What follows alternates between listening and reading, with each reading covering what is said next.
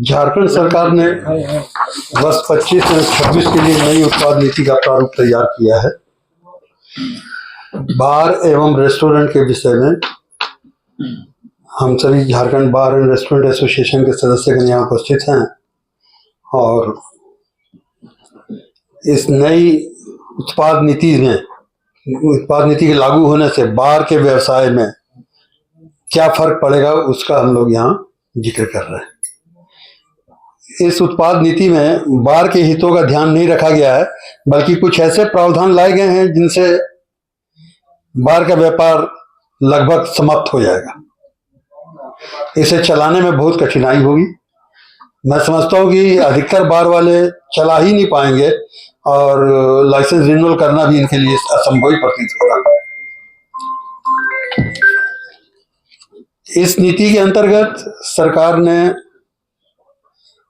इस नई उत्पाद नीति का प्रारूप जो जारी किया है उसके अंतर्गत पढ़ने से लगता है, मालूम हुआ है कि सरकार ऑन एवं ऑफ शॉप्स चालू करने जा रही है।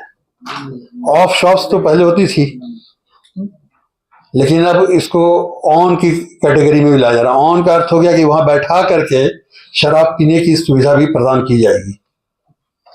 यदि दुकानदारों को बार की तरह बैठा करके शराब पीने के लिए व्यवस्था करने की इजाजत दे दी जाएगी, तो उसमें उनको महज 5% का शुल्क देना होगा और बार की तरह की व्यवस्था वो प्रदान करेंगे।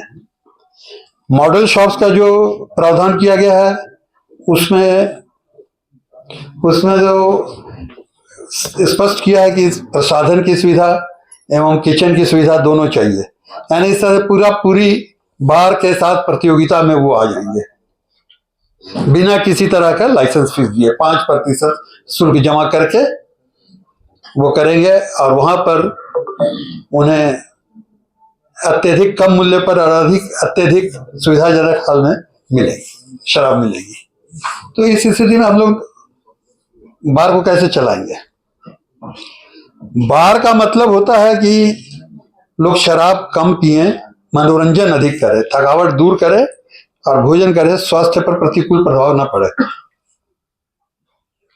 अगर सरकार केवल रेवेन्यू को ध्यान में रखते हुए ये सब नीति ला रही है कि हमारा राजस्व संग्रहण होगा, इसका मतलब है कि अब सरकार शराब की बिक्री को प्रोत्साहित करना चाहती है, शराबियों को ज्यादा गिनती बनाना चाहती है।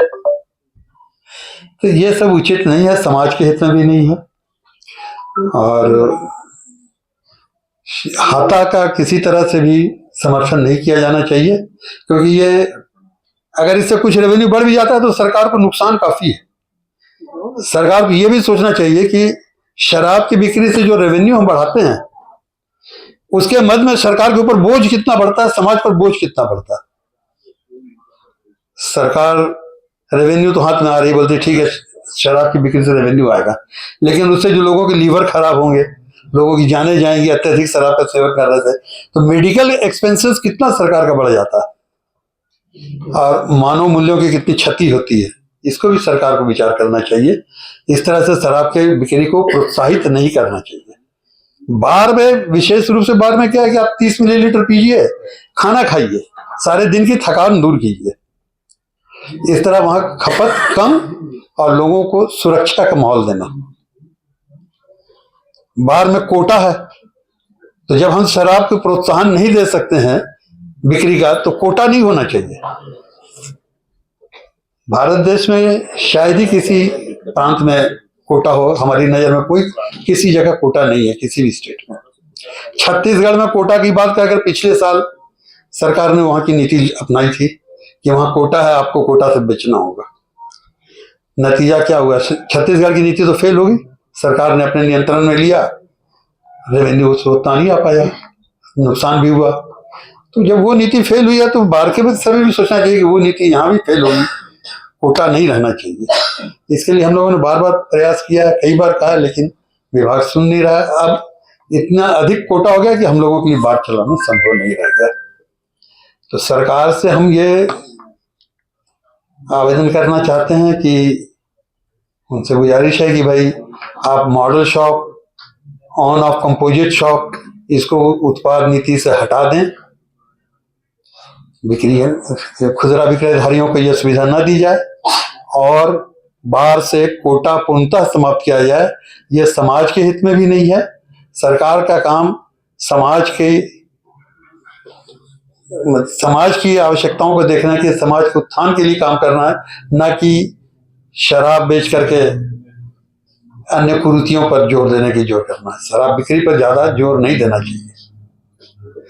कोटा अगर नहीं हटेगा तो हम लोग बाध्य हो जाएंगे, क्योंकि कोटा बढ़ाने के लिए इस वर्ष कोटा में भी 15% की वृद्धि करने की बात कही गई है। कोटा या पिछली बिक्री से जितना उठाव किया उसमें जो अधिक होगा उसका 15% बार वाले के लिए निर्धारित किया जाएगा इस करंट वर्ष के लिए, 25-26 के लिए। तीसरा, कोटा इतना अधिक हो जाएगा तो उसको बेचना बड़ा मुश्किल है और वो संभव ही नहीं है।